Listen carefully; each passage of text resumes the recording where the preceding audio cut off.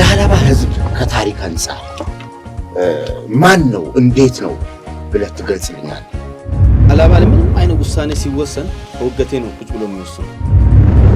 ትልቅ ነገር በእጁ እንዳለ ተገንዝቦ የሀላባው ማህበረሰብ ወጣቱ ትውልድ አውቆ ይሄን ነገር ለሌሎች ኮርቶ መናገር ያለበት። በተለያየ ሱልጣኔቶች ውስጥ በጎጎት በሀዲያው ሱልጣኔት በይፋት ሱልጣኔት በተለያየ ባህርላ ሱልጣኔቶች ውስጥ ራሱን ታሪኩን ያስቀመጠ ማህበረሰብ ነው። ከእስልምና ታሪክ ጋር ከእስልምና ኢትዮጵያ ውስጥ ማስፋፋት ጋር ከእስልምና የሀገር ግንባታ እንትን ጋር የተጣመረ የተያያዘ ታሪክ ያለው ማህበረሰብ ነው። ለዛ ብሎ ምን ፈጠሩት? የድሮ እነዛ ሀይቾቹ የሀላባ የጥንታዊ ሀይቾች አዋቂዎች ኢሊቶቹ ሴራን ነው እንትን ያደረጉት። ሴራን የሚባል ህግ ፈጠሩ። ፕሮግራማችን ያዳካያ ይባላል። ያዳካያ ማለት በሀላብኛ ቋንቋ የነገሮች ሁሉ ጅማሬም ፍጻሜም የሚደረግበት መነሻ የሚደረግበት ነገሮች የሚለዩበት ቃልና ቋንቋ ነው።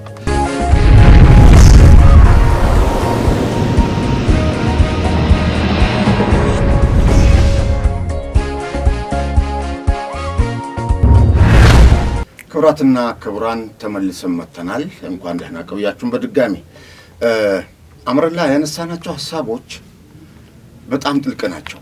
ግን እኔ ፍላጎቴ ዲቴል እያንዳንዱ ርዕስ የየራሱ የሆነ በጣም ሰፊ ፕሮግራም ይፈልጋል።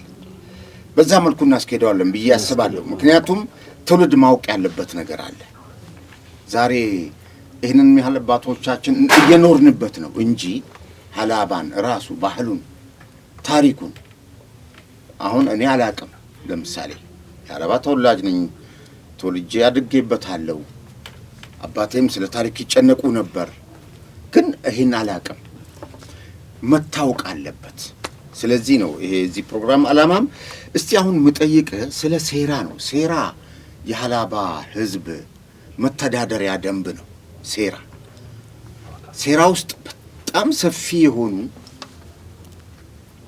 ህጎችና ደንቦች አሉ። እስቲ አንተ መታወቅ አለበት፣ ጎልቶ መሰማት አለበት፣ ሊነገርለት ይገባል ከምትላቸው የሴራችን ትውፊቶች እስቲ የምታነሳው ነው።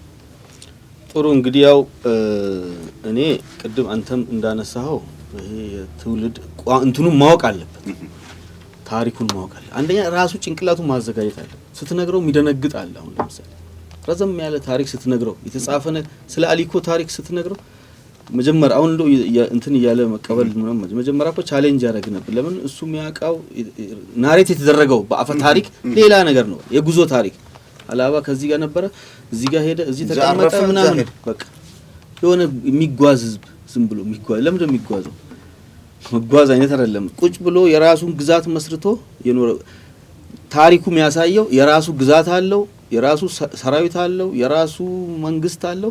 ለዛ ደግሞ ምን ያስፈልገዋል? ለዛ ሀገር ህግ ያስፈልገዋል፣ መተዳደሪያ ማለት ነው። ለዛ ብሎ ምን ፈጠሩት? የድሮ እነዛ ሀይቾቹ የሀላባ የጥንታዊ ሀይቾች አዋቂዎች ኢሊቶቹ ሴራን ነው እንትን ያደረጉት። ሴራን የሚባል ህግ ፈጠሩለት። ለዚህ ለመኖር ከልጅነት ጀምረ ስትወለድ ጀምረ እስክትሞት ድረስ አንድ ሰው በዛ በሴራ እንትን ውስጥ ነው የሚያልፈው። ሲወለድ ሴራ አለው።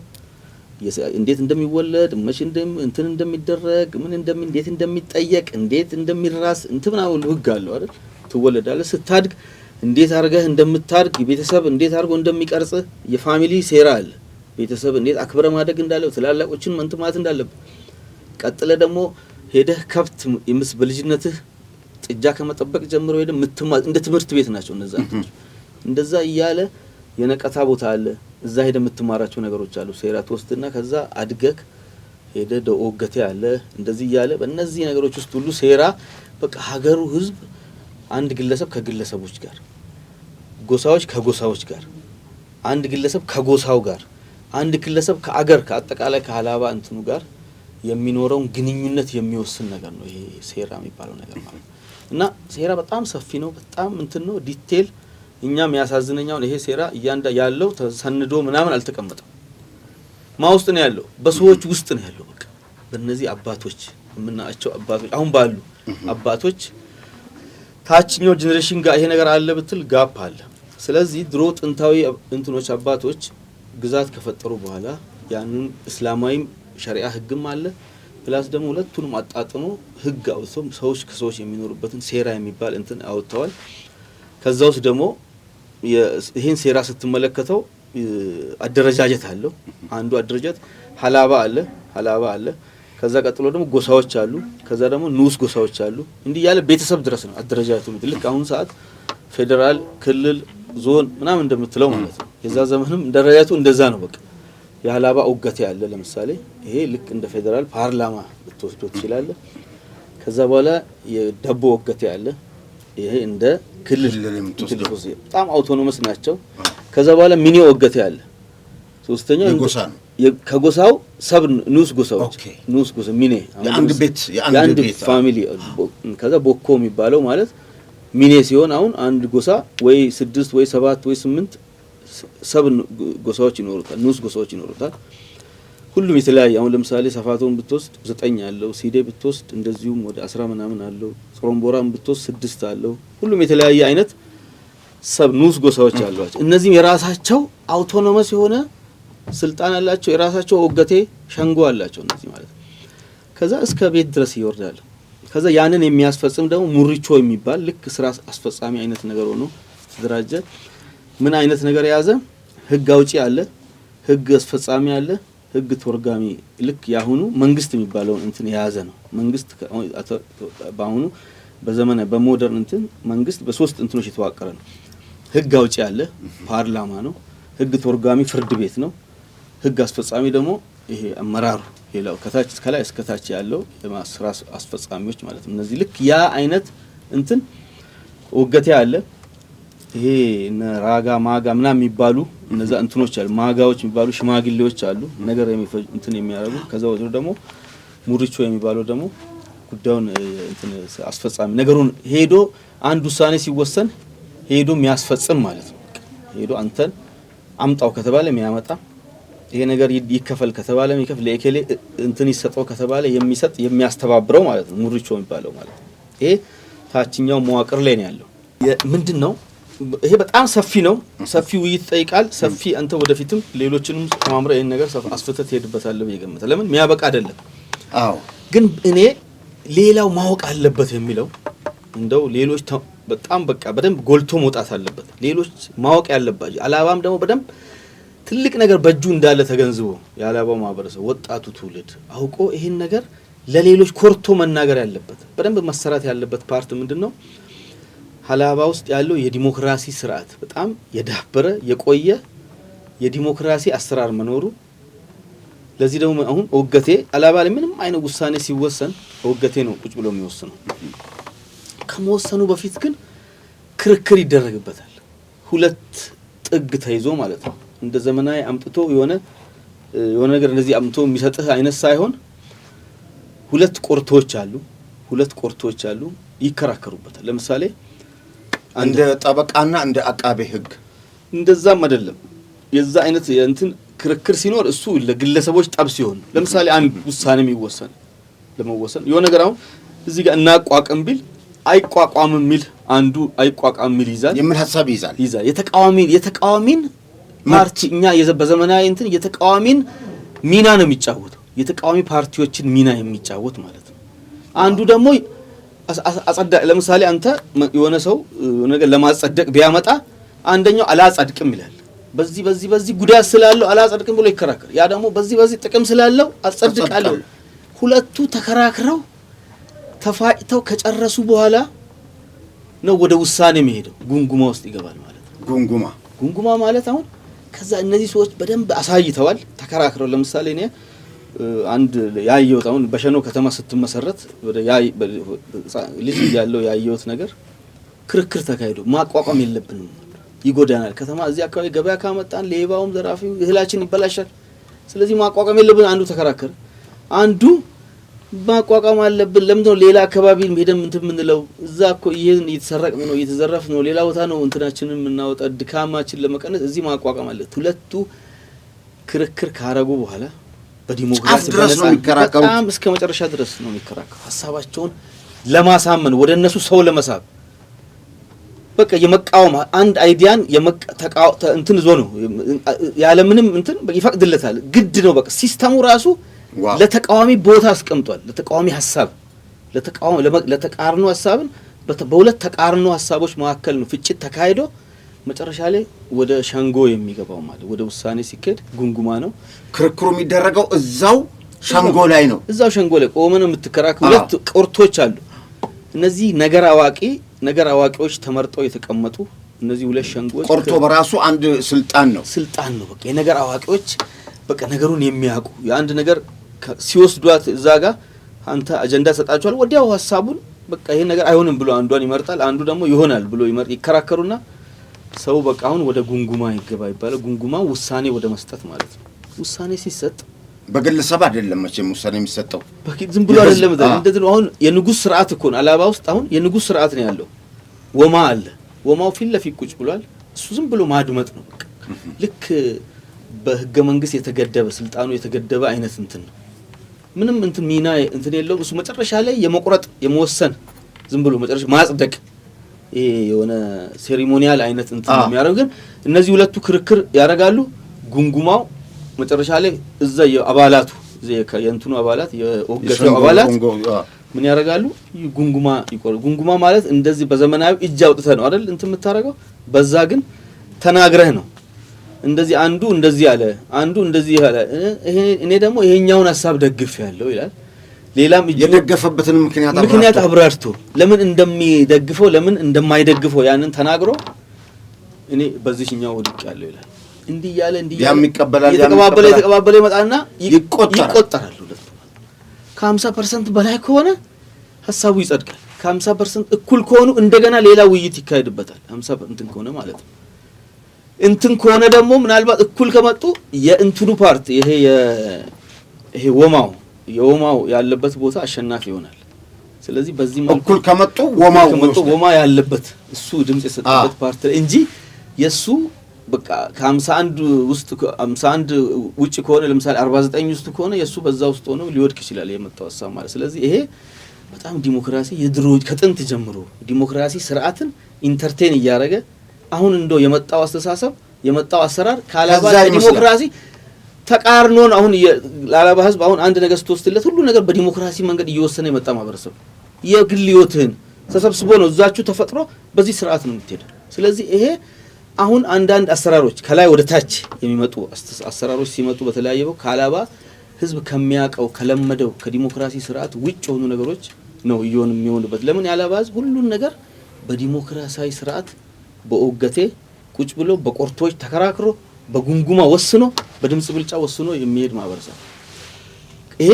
ሌሎች ማወቅ ያለበት እኔ እንደው አንዳንዴ የምመኘው ይሄ ፓርላማ ራሱ እንደዚህ ቢሆን ማለት ነው ተቃዋሚ ፓርቲ ማያስፈልግም ነበር ተቃዋሚ ፓርቲ ለምን ያስፈልጋል አንተ ኢንተርቴን ካረገ የህዝቡን የመቃ እንትኑ የአንድ ነገር መንግስት አሁን ለሆነ ነገር ሊያጸድቅ ሲመጣ የሆነ አዋጅ ሲመጣ አንደኛው አፈጉባኤ ሁለት አፈጉባኤዎች ይኖራሉ በአላባ ሴናሪዮ ማለት በአላባ ኦገቴ ስራ ሁለት አፈጉባኤዎች ነው ያሉት ይሄ አፈጉባኤ አንዱ ተከራካሪ ነው አጸድ ይጽደቅ ነገር ይላል አንዱ አይጸድቅም ይሄ ጉዳት አለው ብሎ ያቀርባል መጀመሪያ ወደ ውሳኔ ይሄዳል ይሄን አሁን አንድ ነገር ሲመጣ ብዙ ጊዜ ተቃዋሚ ተቃዋሚ በኩል ያሉ ናቸው ስለዚህ ይሄ አላባ በጣም የዲሞክራሲያዊ ስርዓት ነው ሌሎች ሊያቁት እኛ መጀመሪያ አላባ ማህበረሰብ በደንብ ትልቅ ነገር እንደሆነ መገንዘብ ከዛ ይሄን ደግሞ በደንብ አድርጎ ተመራማሪዎች ምንም ይሄን ነገር በደንብ አድርጎ ሊጻፍለት ሊነገርለት የሚዲያ ሰዎች እንትን ሊያረጉለት የሚገባ ነው ከዛ ውጪ ደግሞ አንድ መጨረሻ ላይ ከዚህ ጋር ተያይዞ አላባ ማህበረሰብ ለሚዲያ የሰጠው እንትን ዱዱቦ በየትኛውም ሸንጎ ከመካሄዱ በፊት የመጀመሪያው ስርዓት የትኛውም ሌቭል ላይ በሐላቢ ወገቴ በደቦ ወገቴ በሚኔ ወገቴ በሚካሄዱ ውይይቶች ይሄ የፋሚሊ ወገቴ ላይም ከመካሄዱ በፊት የመጀመሪያው ስራ ምንድነው አንተም እንደምታውቀው ዱዱቦ መለዋወጥ ነው የመጀመሪያ ስራ ነው በቃ ይሄ በዛ ዘመን ስለ መረጃ ያለው ግንዛቤ ስለ መረጃ ያለው ቫልዩ ማለት ነው አሁን አራተኛ መንግስት ነው ይባላል ሚዲያ አላባ አሁን ቅድም ሁሉም ነገር አለው እኮ አንደኛው መንግስት አለ ህግ አውጪ አለ ህግ አስፈጻሚ አለ ሙርቾ ህግ ተርጓሚ ሆኖ ከዛው ከኦገቴ ውስጥ የሚመረጡ እንትን የሚሉ ሰዎች አለ አንድ ጉዳይ እንዲጨርሱ የሚሰጡ እነሱን እንደ ህግ ተርጓሚ ብንወስዳቸው ሚዲያው ራሱ አለ። መረጃ አልቆ ሳያልቅ ወደ ዋናው አጀንዳ አይገባም። የትኛው እንግዲህ አስበው አሁን ፓርላማ ላይ አሁን መጀመሪያ ውይይት ቢደረግና የመጀመሪያው ሰው መረጃ መለዋወጥ ሰው ስለ አካባቢው፣ ስለ አየር ሁኔታ፣ ስለ ዝናብ እጥረት፣ ስለ ከብቶች ውሎ፣ ስለ ጤና ሁሉ ዜና ነው እዛ ላይ የሚቀርበው። ስለ ዋጋ የማርኬት ይቀርባል። ዋጋ የተሸጠበት ስንት ገባ በቆሎ፣ ኢኮኖሚ ዜና አለ፣ የኢኮኖሚ ዜና አለ፣ የአየር ሁኔታ ዜና አለ፣ ደግሞ አዳዲስ ነገር ክስተቶች አዲስ ክስተቶች ነገሮች እንደዛ እሱ ቀርቦ አልቋል ወይ ተብሎ ነው ወደ ቅድም ወዳልነው ወደ ያዳካያ ወደ አንተ ፕሮግራም ማለት ነው። ስለዚህ ይሄም በጣም ጥንት ጀምሮ ዞት የመጣ ጥንት በዛ ግዛት ውስጥ የግዛቱ ላይ የነበረው የፖለቲካ ሲስተም የሚሄደው በዚህ መልኩ ነበር ማለት ነው። ስለዚህ ይሄንን በቀጣይ እንግዲህ በደንብ እያሰፋነው እንሄዳለን። እኔ አምሮ አንድ ነገር ምን ታዘብኩ መሰለኝ፣ በአንድ ወቅት በለውጡ አካባቢ ላይ ትንሽ አካባቢያችን ሰላም አልነበረም። ሰዎች ግጭት ነበረ፣ ከቦታ ቦታ መሰደድ መፈናቀል ነበረ። አይተ ከሆነ ክልልም ላይ ጥሩ ስም ነበረው ሀላባ።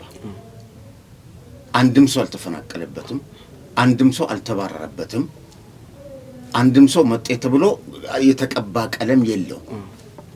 እኔ ይሄን ነገር ሳሰላው ሴራ የፈጠረው ነገር ነው። ቅድም ስታነሳ ሰዎች ከሌላው ማህበረሰብ ጋር እንዴት መኖር እንዳለበት ሴራ አለው። በዚህ ሴራ ነው ያደገው። በዚህ ያደገ ማህበረሰብ የመጣበትን ሰው ይሄ ልጅ የማን ነው አሁን ባህላቱ ሳኮ ይሄ ልጅ የማን ነው ብለህ ብትጠይቀኝ ከኔ ጋር ያለን ልጅ የኔ ልጅም ካልሆነ የኔ አይደለም የእከሌ ነው አልልህም። የኛ ነው የኛ ነው ካልክ በኋላ አንተ የወለድከው አለመሆኑን ማያሳውቀው የኛ ነው ስን የኛ ነው ሲባል የማን ነው ይላል ጠያቂው።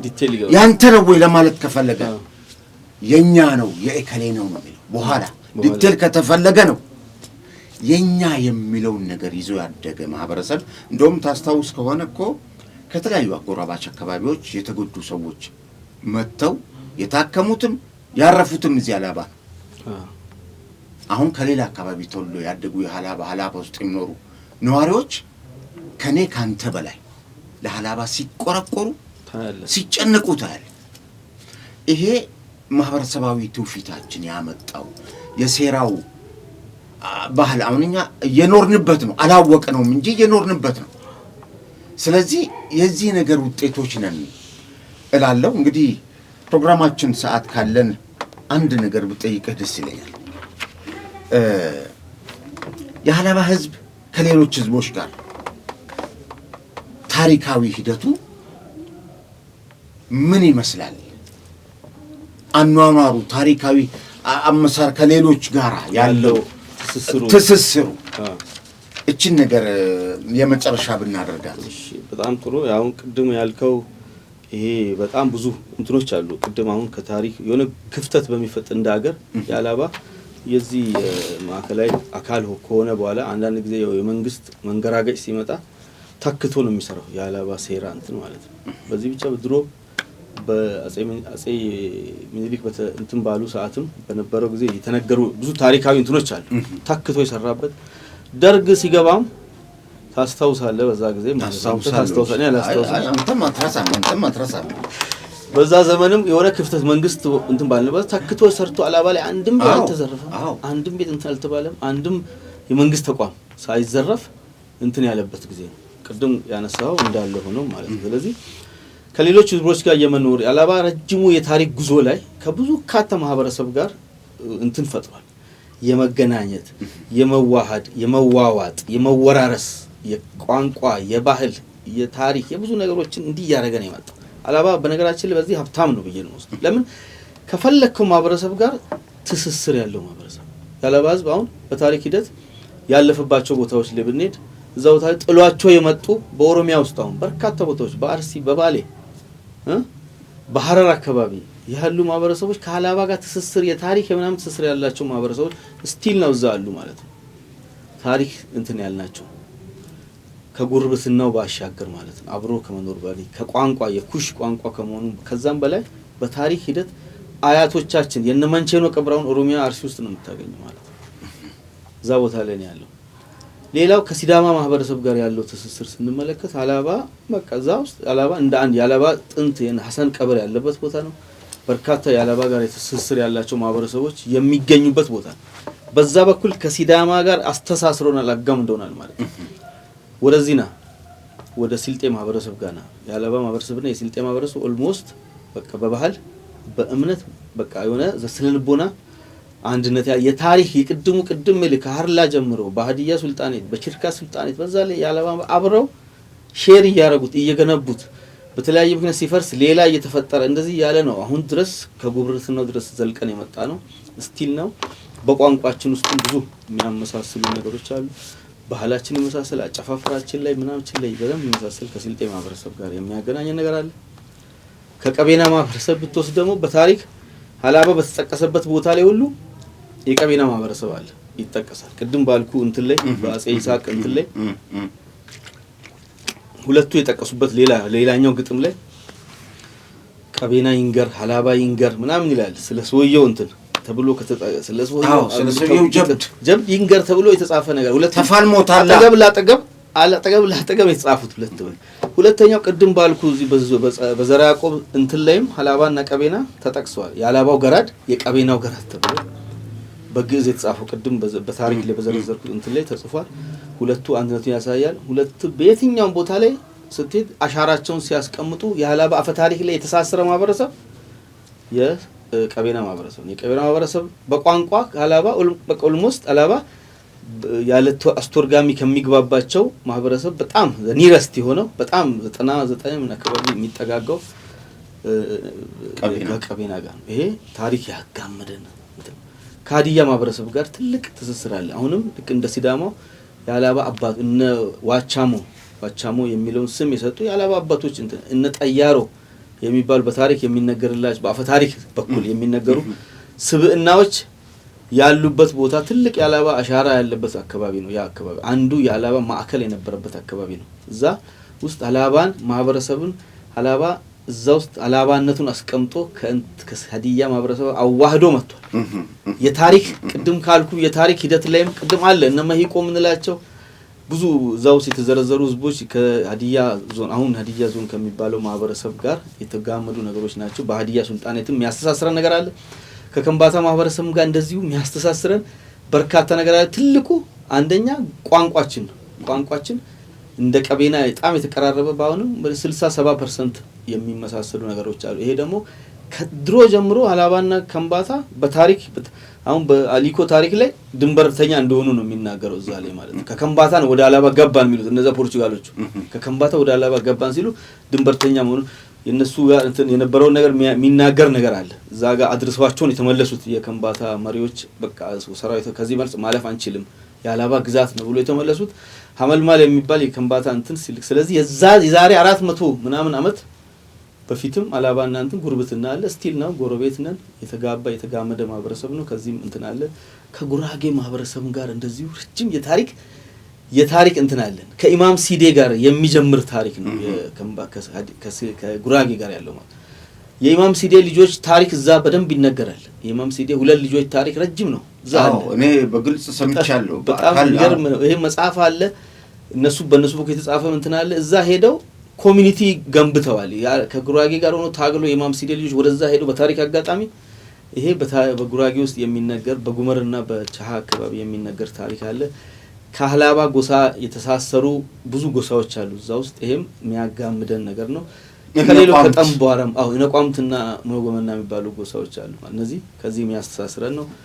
ከዛ ስትሄድ ከጠምባሮ ጋርም እንደዚሁ የሚያስተሳስረን እንትን አለ። ወደ ወላይታ ስትሄድም የሀላባ እንትኖችን ከሀላባ ጋር ዳሞ ተራራ አካባቢ ላይ የሚነገሩ ብዙ አፈታሪኮችም አሉ፣ ማህበረሰቦችም አሉ ከሀላባ ጋር የተሳሰሩ ማህበረሰቦች ማለት ነው። ወደ ጉጂ ስትሄድም እንደዚህ አለ፣ ብዙ ታሪክ አለ። ወደዛ በኩል ወደ ጌዲዮ ስትሄድም እንደዚህ ብዙ እንትኖች አሉ። እኔ እንትን በጣም ገብቷል። የሀላባ ስፌር ኦፍ ኢንፍሉዌንስ ሰፊና ከብዙ ማህበረሰብ ጋር አንዱ ዋናው ትልቁ በእስልምና ምክንያት እንዲህ ራሱን አክስሞ ለእስልምና እንትን ያለ ማህበረሰብ ነው።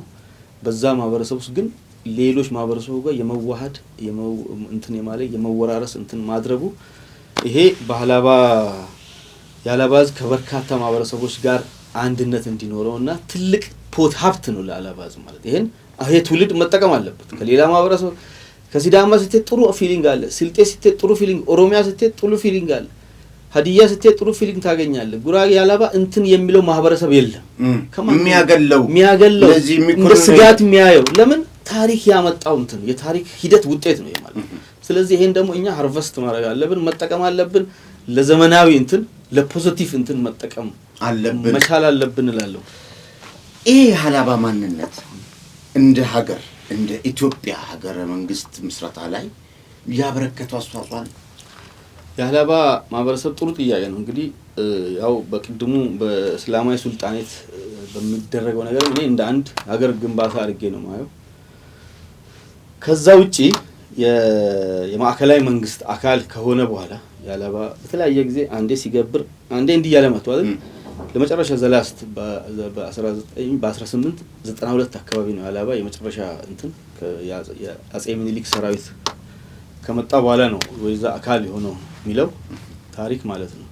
ከዛ በኋላ የሀላባ ማህበረሰብ በርካታ የሀላባ እንትኖች በአድዋ ጦርነት ሄደው ተሳትፈዋል። በአድዋ ጦርነት ይሄ ትልቅ እንትን ላይ በአድዋ ጦርነት ኑ ሲባሉ ጥሪ ሲቀርብ ከአጼ ምኒልክ ጥሪ ሲቀርብ ተቀብለው ሄደው በርካቶች እዛ ላይ ውጊያ ላይ ተሳትፈዋል። በሀላባ እንደው ምን ይባላል ወደ ሊጋዙ ነው የሚባለው። ወደ ሊጋዙ ምን የአህያ ዘመቻ ማለት ነው። ለምን በቃ አህያችሁ የራስን ስንቅ ጭነህ የምትሄድበት አድዋ ተብሎ አይደለም የምታወቀው።